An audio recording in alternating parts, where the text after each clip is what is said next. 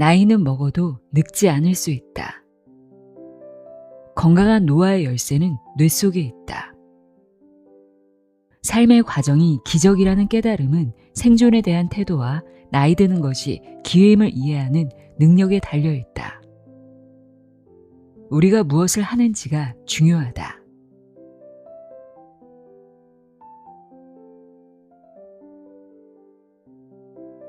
안녕하세요. 나의 소리집 갈피 소리내어 있다입니다.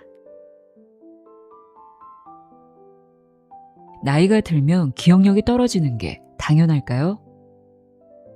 아마 많은 분이 세월 앞에 장사했나 하며 조금은 체념 섞인 대답을 하실지도 모르겠어요. 하지만 제가 그동안 뇌과학 책들을 전해드리며 늘 강조했던 키워드가 하나 있죠. 바로 뇌의 가소성입니다. 우리 뇌는 쓰면 쓸수록 발달하고 반대로 쓰지 않으면 퇴화한다는 희망적인 사실 말이죠. 오늘 함께할 책 역시 건강한 노화의 열쇠는 뇌 속에 있다고 이야기하는 책입니다. 로버트 프리들랜드의 뇌는 어떻게 노화를 늦추는가인데요. 저자는 50년간 노화 관련 뇌질환을 연구해온 인지신경학 전문의입니다. 책 앞날개에 있는 저자 소개 읽어드릴게요. 로버트 프리들랜드. 마운트 시나이 의과대학에서 의학박사 학위를 취득했다. 뉴욕의 알버트 아인슈타인 의과대학에서 뇌노화 및 치매 분야 펠로우십 과정을 수료했으며 캘리포니아 대학교 버클리 도너 연구소에서 수석 신경과 전문의로 근무했다. 미국 국립보건원사나 국립노화연구소에서 뇌노화 및 치매 부서장을 역임했고 이후 클리블랜드로 옮겨 케이스 웨스턴 리저브 대학교 의과대학에서 신경학, 영상의학, 정신의학 교수로 재직했다. 그의 연구는 알츠하이머병을 비롯한 신경퇴행성 질환에 대한 다학제적 접근법에 중점을 두고 있으며 미국, 영국, 일본, 이스라엘의 연구진과 공동 연구를 진행하고 있다. 최근 연구를 통해 장내세균이 알츠하이머병, 파킨슨병, 근위축성 측사경화증의 발병 및 진행에 중요한 역할을 한다는 사실을 밝혀냈다. 미국, 일본, 중동, 케냐에서 수행한 인간 및 동물 연구는 개인의 행동을 통해 노화 관련 뇌 질환의 위험을 낮출 수 있다는 개념을 발전시키는 데 기여했다. 저자는 나이 들미 곧 늙음은 아니라고 말합니다. 우리의 신체 기능이 떨어지는 건 단순히 나이 들어서가 아니라 그동안 쌓아온 해로운 습관 때문이라는 거죠. 그는 건강한 노화의 열쇠로 예비 역량이라는 개념을 제시합니다. 인지적, 신체적, 심리적, 그리고 사회적인 이 네 가지 예비 역량을 어떻게 비축하느냐에 따라 우리의 노년은 완전히 달라질 수 있다고 이야기합니다. 무엇보다 저자가 강조하는 건 우리의 태도입니다. 노화를 쇠퇴가 아닌 가능성으로 피할 수 없는 운명이 아닌 새로운 기회로 받아들이는 것인데요. 우리는 모두 나이를 먹지만 어떤 모습으로 나이 들지는 결국 우리의 선택에 달려있다는 겁니다. 그럼 지금부터 노화를 두려움이 아닌 새로운 가능성으로 바라보게 해주는 뇌는 어떻게 노화를 늦추는가 내용의 일부를 읽어드립니다. 귀 기울여 들어보세요. 세상의 모든 지혜를 읽어드리는 소리내어 있다. 구독과 좋아요, 공유는 큰 힘이 됩니다. 노화, 불가피한 것이 아니라 새로운 기회다. 삶의 질에 관심이 있다면 노화의 세 가지 목표를 모두 고려해야 한다. 활동적이고 건강하며 오래 사는 삶을 이루려면 어떻게 해야 하는가? 즉, 무병장수할 가능성을 어떻게 높일 수 있는가? 그리고 나이가 들어도 최고 수준의 신체 적합성과 회복력을 유지할 가능성을 어떻게 높일 수 있는가? 이 회복력도 예비 역량이라고 할 수 있다. 나이가 들수록 기능이 감소하는 몸의 각 기관은 전부 서로 의존하고 있다. 그래서 한 기관의 기능 감소는 몸 전체에 증폭 효과를 일으킬 수 있다. 신체 기관들 사이의 상호작용은 질병에 대한 취약성뿐 아니라 기능 용량에도 영향을 미친다. 이 상호 의존성을 인식하는 것이야말로 성공적인 노화를 위해 꼭 필요하며 이 책의 초점이기도 하다. 노화는 불가피한 운명이 아니다. 나이 든 사람이 질병을 이겨내고 신체 적합성을 유지하는 능력은 질병 자체뿐 아니라 그 사람의 예비 요소가 질병에 대응하는 과정에 의해서도 결정된다. 질병이나 스트레스 요인 같은 어려움 속에서도 신체 기능의 균형을 유지하는 것은 바로 우리의 예비 요소다. 예비 역량은 기능 상실에 대한 저항력의 개념을 나타내는 또 하나의 방법이다. 건강과 신체 적합성을 유지하는 것은 능동적인 과정이며 주로 우리의 활동 능력과 주의, 태도에 의존한다. 노화에 대한 우리의 태도가 중요하다. 특히 노화는 불가피하다 라는 흔한 말은 그릇된 방향을 잘 보여준다. 노화는 불가피하지 않다. 하지만 이런 질의 짐작은 널리 퍼져 있다. 노화와 심혈관계를 다룬 2020년 최신 검토서에도 노화는 생명의 불가피한 일부다 라고 나와 있다. 나는 이에 동의하지 않는다. 많은 사람이 실제로 노화를 겪을 만큼 오래 살지 못하기 때문이다. 한마디로 누구나 겪는 일이 아니므로 노화는 불가피한 현상이 아니다. 다이애나 왕세자비는 36세에, 존 F 케네디는 47세에, 마틴 루서 킹은 39세에 세상을 떠났다. 그들이라면 노화는 불가피하다는 생각을 어떻게 받아들였을까? 우리 주변에는 늙을 때까지 오래 살지 못한 사람들이 있다. 따라서 노화가 불가피하다고 결론 지어선 안 된다. 한편 노화는 기회이기도 하다. 누구나 어제보다 오늘 하루 더 나이가 든다. 그렇다고 모든 사람이 어제보다 오늘 하루 더 나이가 드는 것은 아니다. 하루를 더 사는 것이 모두에게 보장되지는 않기 때문이다. 노화가 불가피하지 않은 첫 번째 이유는 많은 사람이 늙었다고 할 수 있는 나이에 이르지 못하기 때문이다. 미국에서는 65년 전에 태어난 사람 중 86%만 아직 살아있다. 같은 맥락에서 65세인 사람은 노화가 불가피하다는 이유로 자신이 80세까지 살 것이라고 가정해선 안 된다. 이 책을 쓰는 현재 미국 사회 보장국에 따르면 건강한 65세 남성이 80세까지 살 확률은 62%이고 건강한 65세 여성이 80세까지 살 확률은 71%다. 가장 중요한 두 번째 이유는 나이가 들면서 생기는 기능 쇠퇴는 종종 피할 수 있기 때문이다. 그렇다. 이것이 노화의 진실이다. 예를 들어 관상동맥 질환이 있는 60세 여성은 운동, 식습관 개선, 금주, 금연 등의 방법으로 심장 기능을 향상시킬 수 있다. 그러면 70세에 이 여성의 심장 기능은 60세 때보다 더 좋아질 수 있다. 그렇다고 해서 모든 나이 관련 변화가 예방될 수 있다는 뜻은 아니다. 다만 노화로 인해 쇠퇴하는 기능 중 다수는 노화만으로 생기지 않고 중대한 사태를 초래할 수 있는 해로운 생활 습관의 결과 때문이라는 말이다. 건강하게 나이 들 가능성을 높이려면 어떻게 해야 하는가?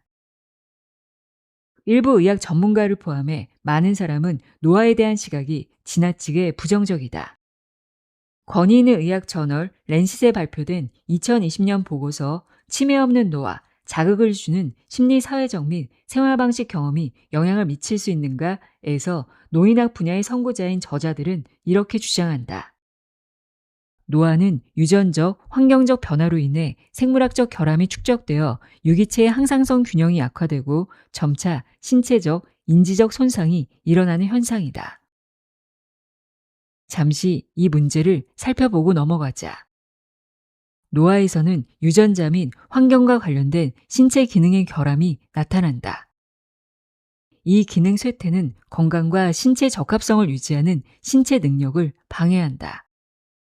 이는 맞는 말이다. 문제는 신체적, 인지적 손상이 불가피함을 암시하는 내용이다.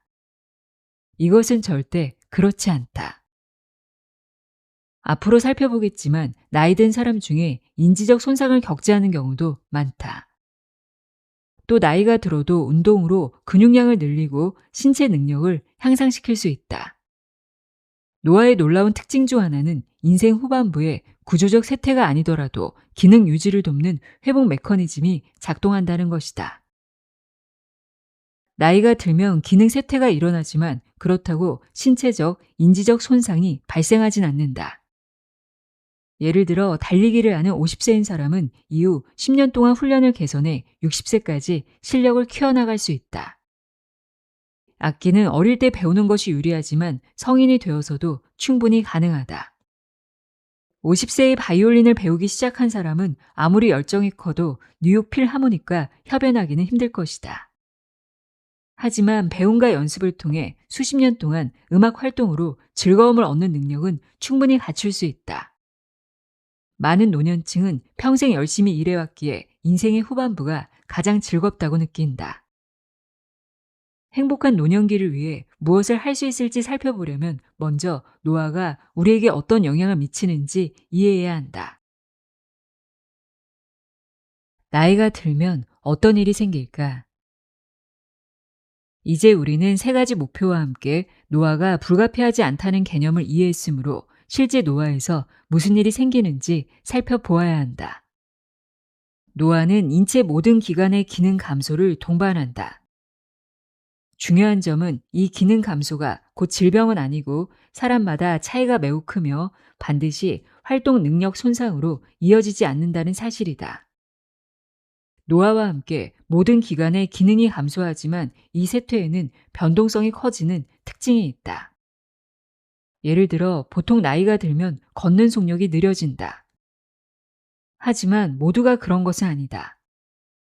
젊은이들은 대체로 비슷한 속력으로 걷지만 나이 든 사람 중 일부는 젊은이들처럼 빠르게 걷고 일부는 매우 느리게 걷는다.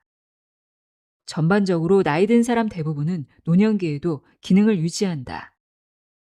이런 변동성 증가는 걷기뿐 아니라 신체 구조와 기능의 모든 측정치에서 나타난다. 이는 노화로 인한 기능 감소가 모두에게 똑같이 나타나지 않으며 우리가 노화 과정에 어떻게 대응하는지가 중요하다는 강력한 증거다. 노화로 인한 기능 감소에서 꼭 알아야 할 점은 건강한 생활 방식을 선택하면 많은 경우 통상적인 기능을 유지할 수 있다는 것이다. 예를 들어 100세 이상인 사람 중 30에서 50%는 인지 능력이 온전하다. 근육량은 나이와 함께 줄어들지만 어떤 사람은 65세 이후에도 근육량이 꽤 많다. 게다가 대부분은 나이와 상관없이 운동을 통해 근육량을 늘릴 수 있다. 나이 든 사람들에 대한 연구에서 드러난 일부 기능 쇠퇴는 노화만으로 발생하지 않으며 찾아내기 어려울 정도로 미미한 초기 단계의 질병 때문일 수도 있다. 노화가 진행되면 뇌 부피가 줄어드는데 특히 학습과 기억을 담당하는 영역에서 두드러진다. 다른 뉴런과의 연결 부위인 축삭돌기를 감싸는 미엘린 수초의 구조도 쇠퇴한다. 이는 손상 부위의 수리를 담당하는 뇌 면역계를 활성화시킨다. 또 뇌에는 비정상적인 단백질이 축적되고 독성 분자를 제거하는 능력이 손상되며 시냅스가 소실된다. 나이가 들면 뇌 단백질의 부적절한 접힘 현상도 일어난다. 뇌 속 염증은 학습 손상을 일으키는 분자를 생산한다. 이런 변화는 기능 상실로 이어질 수 있다. 하지만 직장과 가정에서의 인지 활동은 변화를 늦추고 인지적 예비 역량을 향상시키는 데 도움이 될 수 있다. 이와 같은 활동은 심리적 요소나 사회적 상호작용과도 밀접하게 관련되어 있다. 최근 연구에 따르면 학습과 기억에 관여하는 뇌의 주요 면역세포는 장내 박테리아에 큰 영향을 받는다. 이 유기체들은 우리가 섭취하는 음식에 따라 달라진다. 이렇듯 우리 몸속 미생물도 신체적 예비 요소의 핵심 구성원이다. 우리는 노화와 함께 면역계에 무슨 일이 벌어지는지 살펴보아야 한다. 면역계야말로 나이 들면서 필요한 기능 보존의 중심 역할을 하기 때문이다. 또 앞으로 살펴보겠지만 우리는 각자의 행동을 통해 면역계의 속성에 영향을 미칠 수 있다. 노화와 함께 변하는 면역 시스템. 면역계는 세포와 분자의 복잡 미묘한 네트워크다. 이 네트워크는 감염을 막고 신체 기관의 유지 관리를 돕는다. 노화 시기에는 우리 몸과 함께 뇌에도 중대한 역할을 한다. 염증은 감염을 퇴치하고 질병 유발 인자로부터 우리를 보호하는 예방 메커니즘이다. 면역에는 크게 두 종류가 있다. 먼저 선천 면역은 초기의 빠른 방어를 제공하는 체계다. 이것은 이전과의 경험과 무관하고 기억 없이 작동하며 고작 며칠 동안만 지속된다. 적응 면역은 천천히 발달하며 면역세포가 관여해 마치 백신처럼 평생 지속된다. 노화가 진행되면 선천 면역계가 활성화될 수도 있다. 이는 많은 신경 전신 장애에 나타나고 염증 노화라고도 부른다. 염증이 효과가 없거나 병원균이 침입해 복제하고 조직을 손상시키면 어려움이 따를 수 있다. 하지만 염증이 지나칠 때도 문제가 된다. 면역 메커니즘은 염증을 활성화하는 친염증성일 수도 있고 염증을 억제하는 항염증성일 수도 있다. 나이가 들면 종종 친염증성 요소가 과도해지거나 부적절한 항염증성 메커니즘이 작동한다. 이런 낮은 수준의 염증 노화 과정은 심혈관 질환, 뇌졸중, 당뇨, 알츠하이머병, 파킨슨병, 암 등 노화의 여러 질병과 관련이 있다. 만성적인 저수준 염증은 신체의 국소 영역에서 세포를 손상시키고 멀리 떨어진 부위의 세포 과정에도 영향을 줄 수 있다. 게다가 뇌 성장 인자 생산이 염증 때문에 차질을 빚을 수 있다. 그리고 염증성 분자는 뉴런을 손상시키고 많은 노화 관련 뇌 질환에 관여하는 잘못 접힌 단백질 생산을 증가시키며 자유 라디칼의 결합을 증가시킬 수 있다. 자유 라디칼은 짝짓지 않은 전자를 가진 반응성이 높은 분자로 대사 과정에서 생성되어 탄수화물, DNA, 단백질 같은 다른 분자를 손상시키고 세포의 에너지원인 미토콘드리아 같은 세포 기관을 망가뜨린다. 뇌 염증은 신체 염증과 관련이 있다. 이와 관련해 놀라운 점은 장내 박테리아가 이 과정에서 뇌와 몸 모두에 큰 영향을 미친다는 사실이다. 몸과 뇌의 과도한 염증은 염증을 유발하는 장내 박테리아의 성장을 촉진하는 음식을 섭취하면 발생할 수 있다. 그리고 염증은 건강을 촉진하는 박테리아가 존재하면 줄어들 수 있는데 이 역시 음식 섭취와 관련이 있다. 즉, 우리가 먹는 음식이 건강에 이로운 친염증성 상태를 만들 수도 있고 건강에 이로운 항염증성 상태를 만들 수도 있다는 말이다.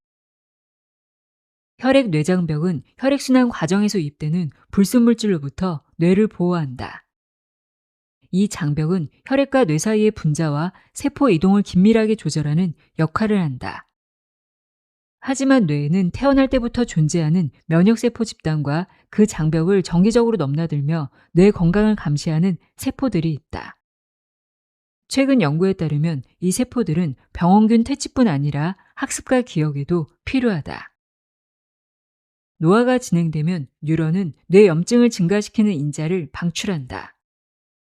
이것들이 면역세포와 관련 분자의 활동을 통해 인체에 손상을 줄 수 있다. 미묘한 기능 균형에 의해 통제되는 이 과정은 식습관과 미생물군을 포함해 유전적, 환경적 요소에 영향을 받는다. 염증 과정이 과다해지면 신경퇴행으로 이어질 수 있다. 또 염증은 뇌막염, 뇌염, 뇌농양처럼 뇌에 직접 영향을 미칠 수도 있다. 복제하지 않는 뇌 속의 휴면 미생물도 활발한 감염 없이 염증에 관여할 수 있다. 미생물의 DNA가 인간의 DNA 서열에 이식되어 미생물 복제 없이도 대사 과정에 영향을 미칠 수 있다. 몸의 다른 부위 염증도 염증성 세포와 분자가 뇌로 유입되어 뇌에 영향을 줄 수 있다. 뇌의 염증 균형은 노화로 인해 종종 제대로 조절되지 않을 수 있다. 흡연, 알코올, 독소, 화학물질 같은 독성물질 노출과 나쁜 식습관, 머리 부상, 신체적, 정신적 활동 부족 등을 예로 들 수 있다. 하지만 적절한 생활 방식을 선택하면 나이 들면서 염증이 제대로 억제되지 않을 위험을 줄일 수 있다. 또 나이가 들면 부적절하게 접힌 단백질을 처리하는 뇌의 능력도 감소하지만 단백질 접힘에서의 오류를 관리할 능력은 충분히 향상시킬 수 있다. 정신적, 신체적 활동과 함께 식습관 요소가 염증 과정을 처리하는 데 도움이 될 수 있다. 결론. 노화를 받아들이되 주도하라. 우리 각자의 노화에 능동적으로 대처해야 할 필요성은 1884년 미국의 시인 제임스 로일이 민주주의 발전과 관련해 발언한 말과 맥락이 맞닿는다. 불가피한 것에 대해 왈가왈부해 보았자 아무 소용이 없다. 차가운 겨울바람에 우리가 할 수 있는 유일한 대책은 외투를 꺼내 입는 것이다. 많은 사람은 노화를 불가피한 것으로 여기기 때문에 노화로 나타나는 증상을 바꿀 수 없다고 믿는다. 하지만 노화가 불가피하지 않다는 것을 이해하면 우리는 인생 여정에서 중요한 시기를 준비할 수 있다. 우리는 노화의 힘으로부터 우리를 보호해주는 은유적 의미의 외투를 입을 수 있을 뿐 아니라 자신의 노화 과정의 강도와 특징에 영향을 미치는 일을 할 수 있다.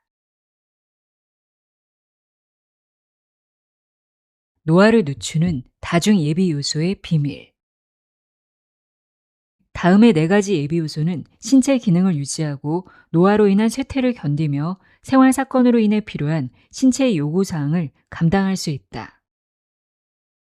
1. 인지적 예비 요소는 뇌가 효율적으로 작동하고 고차원적 기능을 수행하며 도전에 맞서 회복력을 유지하는 능력이다.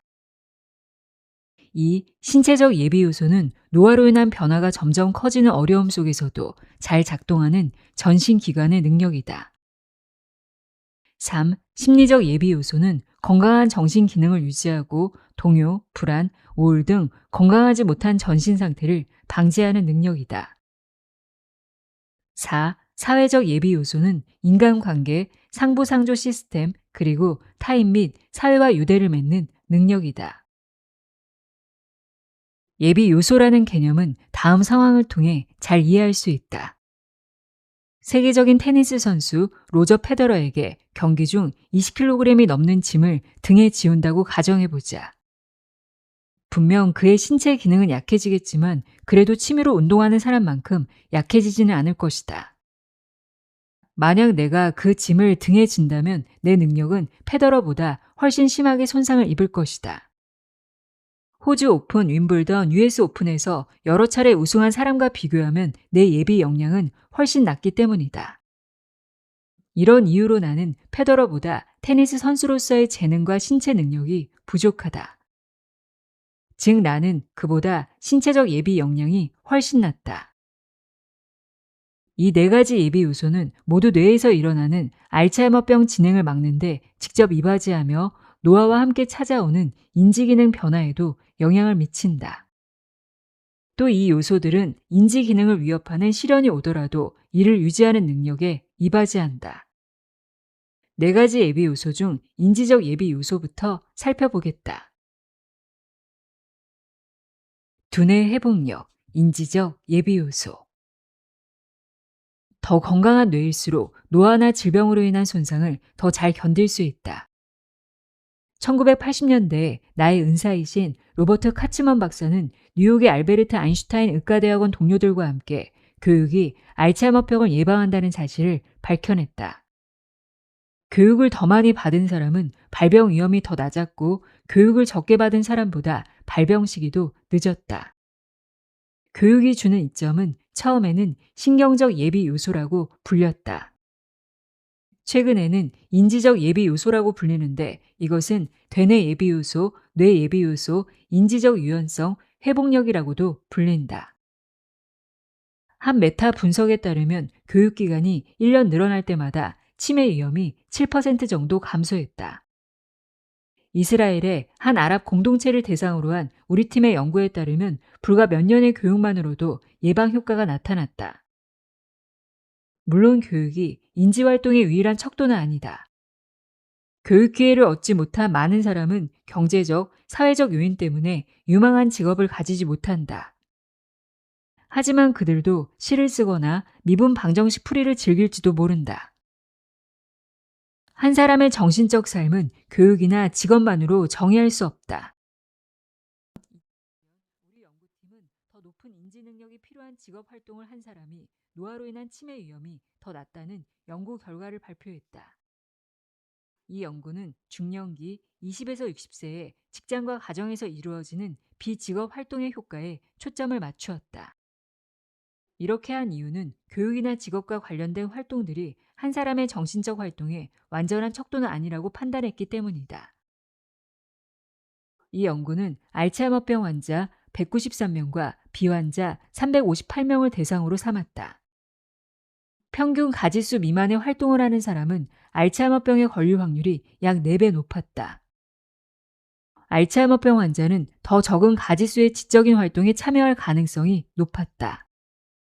다른 연구자들이 실시한 여러 연구도 학교, 가정, 직장에서의 인지활동이 치매 위험을 줄인다는 결론을 뒷받침한다. 학습은 뇌 구조를 어떻게 바꿀까?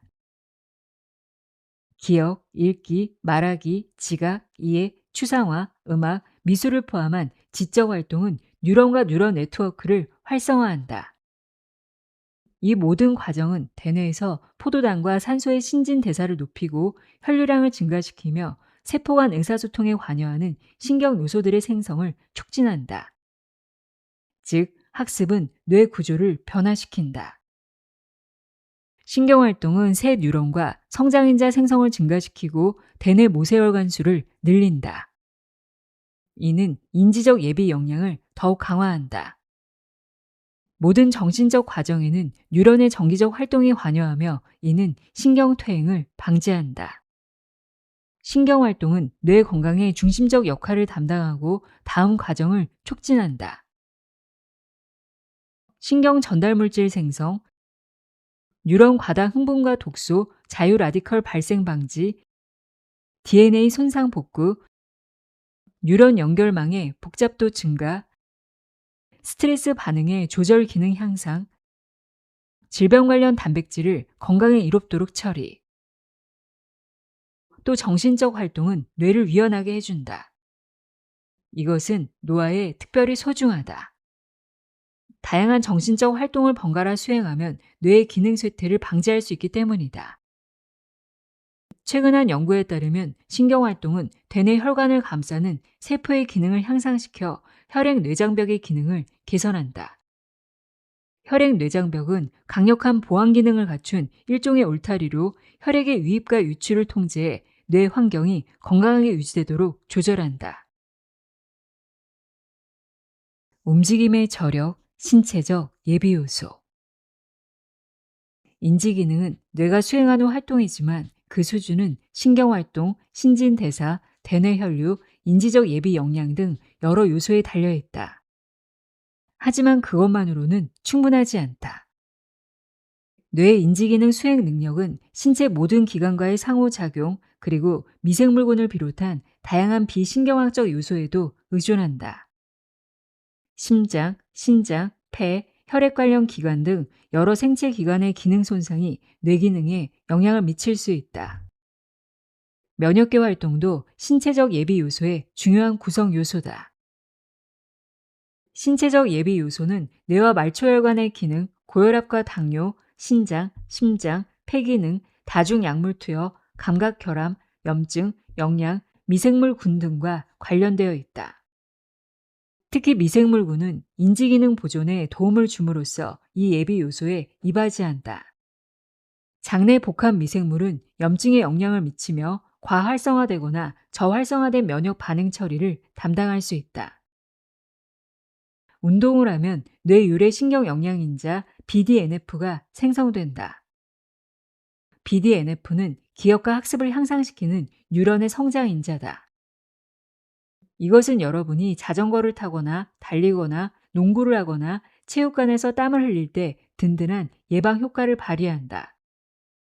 연구에 따르면 신체 운동은 노년기의 혈관 건강을 향상시키고 인지 기능에 도움이 된다. 또 혈압을 낮게 유지하는 데도 유익하다.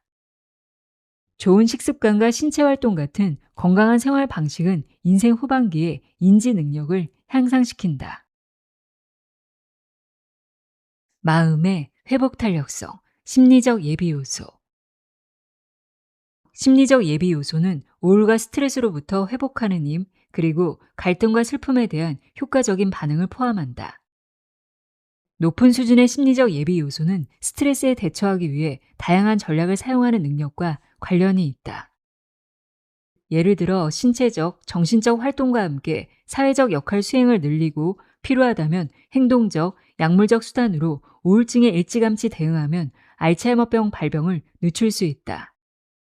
우울증은 알츠하이머병의 위험 인자이지만 이처럼 경감이 가능하다. 정서가 안정되어 있고 회복력과 성실성이 강한 사람은 알츠하이머병 징후가 있더라도 인지 손상에 대한 저항력이 크다. 사람들은 나이가 들면서 종종 삶의 만족감이 줄어드는 문제를 겪는다. 직업에서 얻었던 보상이 사라지기 때문에 슬프게도 많은 사람이 자기 직업 외에는 관심사가 별로 없다. 일만 하고 놀 줄 모르면 바보가 된다.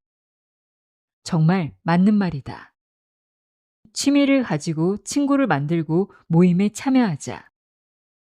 오스트리아의 신경정신과 의사 빅터 프랭클은 의미를 찾는 것이야말로 정신 건강에 중대한 문제라고 주장했다. 나이가 들면 직장을 그만두고 친구나 가족이 세상을 떠나면서 삶의 의미를 잃을 때가 많다. 프랭클은 왜 살아야 하는지를 아는 사람은 거의 어떠한 상황도 견딜 수 있다 라고 말했다. 중요하게 새겨야 할 내용이다.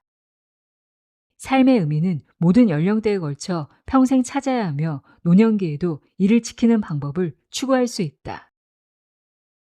노년과 함께 종종 다음과 같은 전환이 뒤따른다. 행동하기로부터 생각하기로, 계획하기로부터 추억하기로, 매일의 사건에 전념하기와 장기간의 계획 세우기로부터 자기 삶을 되짚고 재고하기로의 전환이 일어난다. 이는 어린 시절에 트라우마가 있는 사람들에게는 문제거리가 될 수도 있다. 이들은 기억과 싸우며 많은 시간을 보내고 인지 기능이 쇠퇴하면서 해로운 기억이 되살아나는 것을 막는데 어려움을 겪을지도 모른다. 그 결과 우울감과 사회적 고립을 겪고 인지 기능 상실을 막아주는 예비 요소의 능력이 약해질 수 있다. 심리적 예비 요소라는 개념은 노년기의 정신 건강의 중요성에 꼭 유념해야 함을 알려준다. 우리는 어려움이 닥친 후에야 반응 메커니즘을 준비하도록 기다려선 안 된다. 현실을 받아들이는 연습을 하고 삶의 의미를 찾고 타인 및 세상과 활발하게 어울리는 법을 배움으로써 심리적 예비 역량을 향상시켜야 한다. 연결의 힘, 사회적 예비 요소. 사회적 예비 요소는 가족관계와 다른 사회적 네트워크로 이루어진다. 이 요소에는 결혼, 직업, 취미활동, 돈, 환경적 자극, 참여 또는 고립이 관여한다. 사회적 상호작용이 제공하는 인지적 자극은 인생의 모든 단계에서 매우 중요하다. 사회적 유대는 인생의 모든 단계에서 바람직한 결과를 낳는다. 회복을 돕는 사회적 유대는 건강과 장수 모두에 도움이 된다. 로스앤젤레스의 캘리포니아 대학교 연구팀은 의미 있는 사회적 상호작용이 부족한 파킨슨병 환자가 더 심각한 증상을 보일 가능성이 높다는 점을 발견했다. 이는 나빠진 식단이나 운동과 관련이 있을지도 모른다. 우정을 비롯해 형제, 자매, 자녀, 연인과의 긴밀한 관계는 건강한 삶에 매우 중요하다. 누구라도 웃음을 주거나 대화를 통해 삶에 자극을 주는 사람들과 함께하고 싶지 않겠는가? 사람들은 나이가 들수록 긍정적인 사회적 관계를 더욱 중시한다. 그 이유는 죽음이 다가오는 것을 더 크게 느끼기 때문이다. 노년기에 긍정적인 사회관계를 일구는 것이야말로 행복의 중대한 관건이다. 하지만 노화에 대해 지나치게 부정적인 관점을 지닌 사람은 그런 태도 때문에 유의미한 사회적 상호작용을 놓칠 수 있다. 이 책의 중요한 목표 중 하나는 우리가 노화에 어떻게 대처하느냐에 따라 긍정적인 기회도 찾아온다는 사실을 알아차리는 것이다. 노화의 기회를 잡는 실천 전략. 노화를 기회로 만드는 방법. 153건의 무작위 임상시험에 대한 최근 분석에 따르면 다음 요소들이 알츠하이머병 위험을 높일 수 있다. 낮은 교육 수준, 낮은 인지활동 수준, 낮은 신체 운동 수준, 비타민C 섭취 부족, 우울증, 스트레스, 당뇨, 머리 부상, 중년기의 고혈압, 중년기의 비만, 생애 후반에 상당한 체중 감소, 흡연, 수면 부족, 뇌혈관 질환, 허약, 심방세동. 이런 위험 요소들에 대처하는 권고안을 실행하기 전에 우리는 먼저 노화의 맥락을 꼼꼼히 살펴보아야 한다. 중요한 점은 이런 위험성, 예방성 요소들이 알츠하이머병뿐 아니라 여러 다른 질환과도 관련이 있다는 사실이다. 고혈압, 중년기의 신체활동 부족, 중년기의 비만, 흡연은 모두 알츠하이머병의 위험 인자이지만 동시에 심혈관 질환과 뇌졸중의 위험 인자이기도 하다. 이런 질환들은 알츠하이머병 자체와도 연결되어 있다. 심장병과 뇌혈관 장애가 있는 사람은 알츠하이머병에 걸릴 위험이 더 크다. 심장병과 뇌졸중이 신체적 예비 역량을 감소시켜 치매가 신경퇴행성 질환의 초기 단계에서 나타나기 쉽게 만들기 때문이다.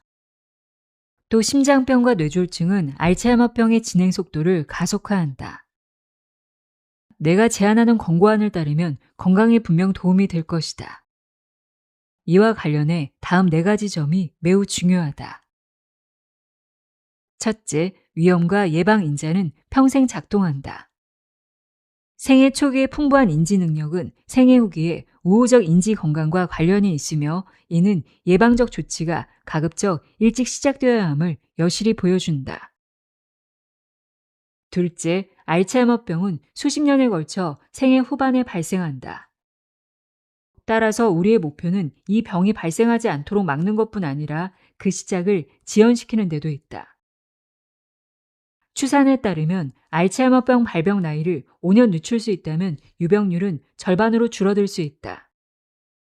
뇌 자체의 신체 적합성을 향상시키는 노력뿐 아니라 뇌와 상호작용하는 인체 기관들의 신체 적합성을 향상시키려는 노력을 기울이면 질병의 진행 과정을 바꿔 평생 치매의 시작을 늦출 기회를 얻을 수 있다. 셋째, 환경적 요소들이 중요하다. 최근 연구에 따르면 알츠하이머병의 발생률과 유병률은 지난 20년 동안 약 20% 감소했다. 이는 유럽, 아시아, 미국에서 진행된 여러 연구에서 확인된 결과다. 1599명의 노년층을 대상으로 한 연구에 따르면 30년 동안 뇌 알츠하이머 병리 과정의 지표가 감소했다. 이는 10중 8구 환경적 요인들 때문인데 교육, 의료 서비스, 생활 조건, 영양의 향상과 함께 고혈압과 심장병 관리, 흡연 감소 등이 주요 원인이다. 넷째, 나이는 우리의 선택을 제약하는 요소가 될 필요는 없다. 노년층에게 예방 조치를 권할 때는 몇 가지 구체적인 문제가 따른다. 많은 노년층과 가족 구성원이 노년에는 더 이상 배우거나 신체적으로 활발하게 지낼 수 없다라는 편견을 가지고 있기 때문이다. 교육은 젊은 세대만을 위한 것이라는 흔한 인식도 존재한다. 또 많은 노년층은 더 이상 달릴 수도 없고 운동을 할 수 없다고 여긴다. 게다가 젊은이들보다 가진 돈이 적고 시각, 청각, 평형 감각 같은 감각 기능의 약화로 활동 기회를 놓치기도 한다. 대체로 교통수단을 이용하기도 쉽지 않다. 따라서 생활 방식 변화를 계획할 때는 이런 요소들을 고려해야 한다. 노년층은 달리기는 어렵더라도 여전히 운동을 할 수 있다. 신체 활동, 전신과 뇌를 살린다. 유전적 관점에서 우리는 가만히 있는 생활 방식과는 맞지 않는다. 여러 연구에서 밝혀진 바에 따르면 평생 높은 수준의 신체 활동은 뇌졸중, 심혈관 질환, 우울증뿐 아니라 알츠하이머병에 이로운 영향을 미친다. 인간이든 동물이든 마찬가지다. 놀랍게도 신체 활동은 학습을 활성화시키는 뇌의 새로운 뉴런 생산을 촉진한다.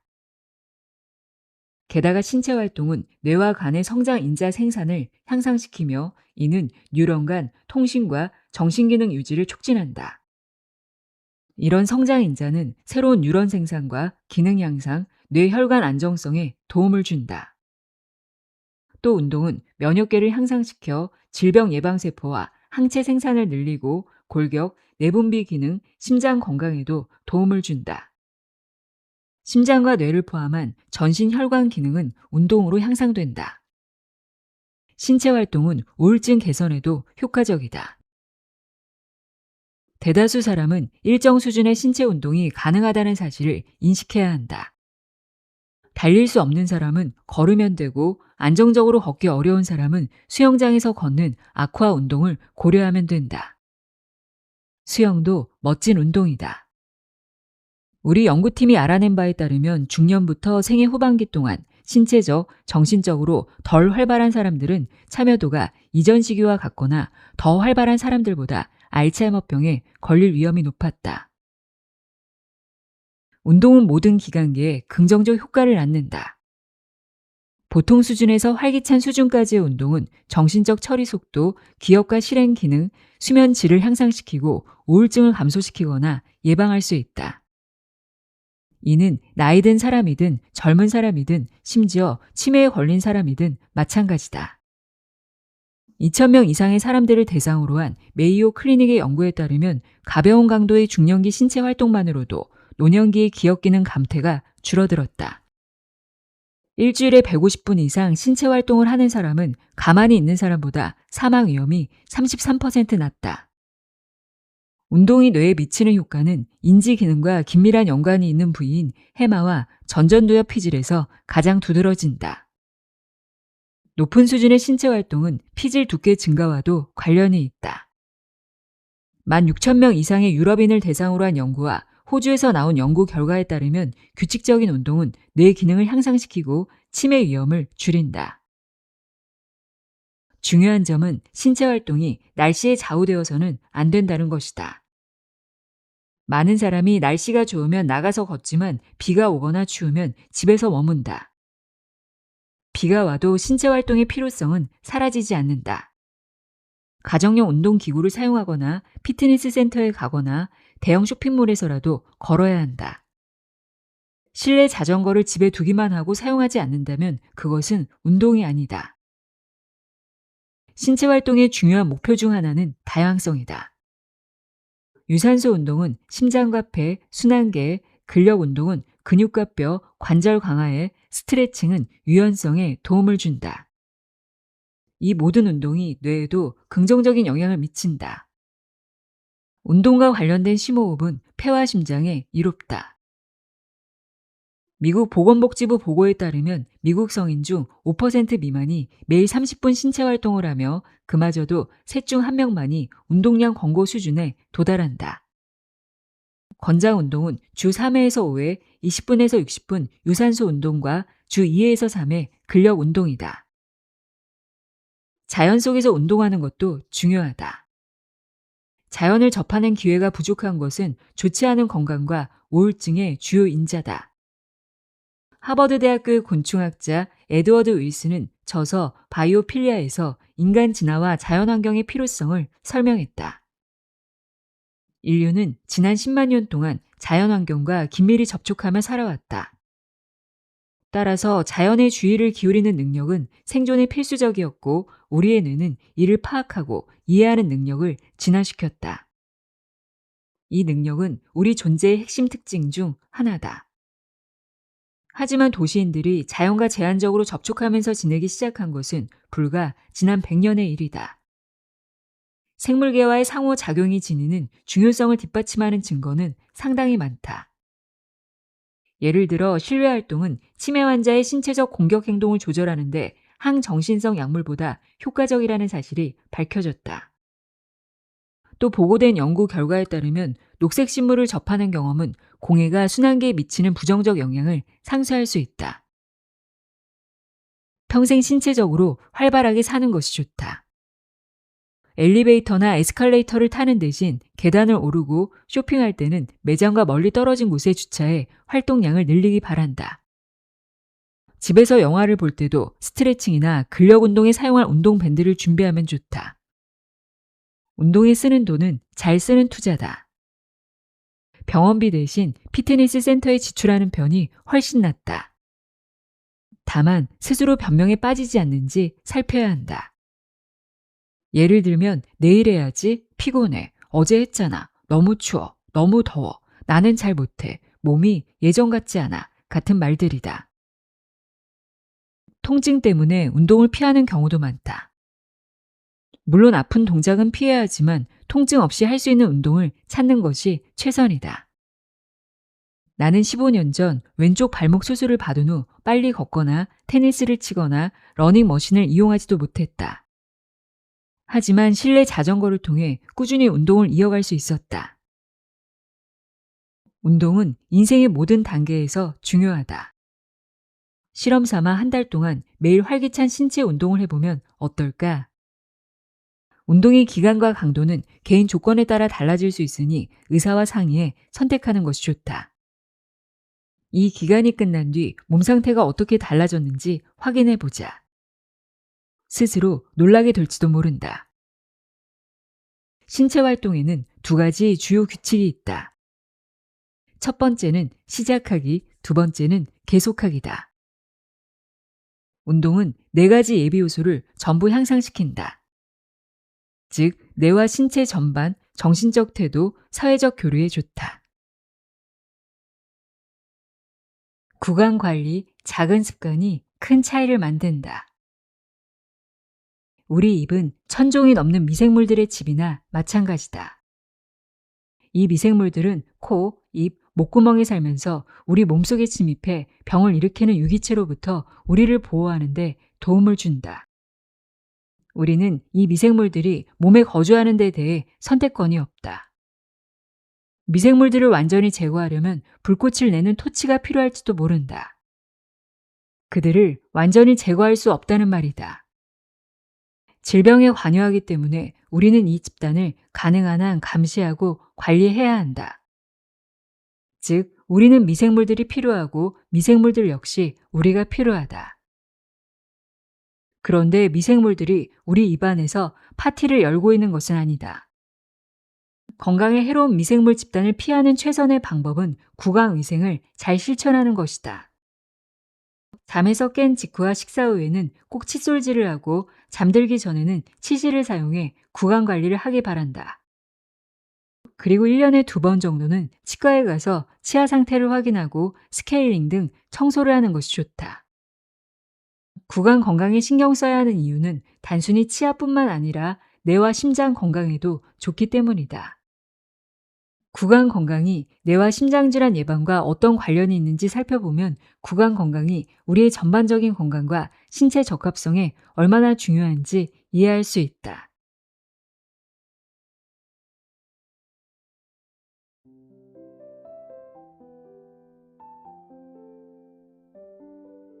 뇌는 어떻게 노화를 늦추는가 읽어드렸습니다. 노화를 두려워하기보다 오늘부터 나를 위한 더 좋은 습관 하나를 선택해 보시는 건 어떨까요? 뇌가 즐거워하는 자극들로 채워가는 하루하루가 모여 여러분의 빛나는 노년을 완성할 것입니다. 오늘도 함께 해주셔서 고맙습니다.